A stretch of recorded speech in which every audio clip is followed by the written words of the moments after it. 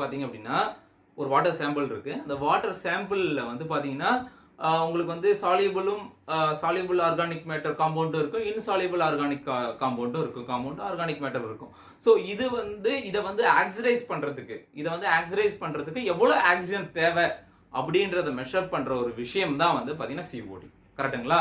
So COD அப்படின்னா என்ன அப்படின்னா சால்யூபிள் அண்ட் இன்சால்யூபிள் ஆர்கானிக் மேட்டரை ஆக்சிடைஸ் பண்றதுக்கு எவ்வளவு ஆக்சிஜன் ரெக்குயர்மெண்ட் உங்களுக்கு தேவைப்படுதோ அதை தான் வந்து பாத்தீங்க அப்படின்னா நம்ம என்ன சொல்றோம் அப்படின்னா சிஓடி அப்படின்னு சொல்றோம். கரெக்ட்டுங்களா?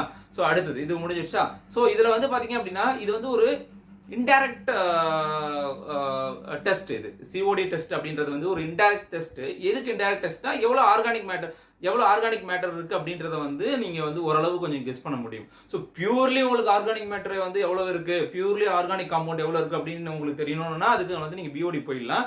பட் என்ன விஷயம் அப்படின்னா ஏன் வந்து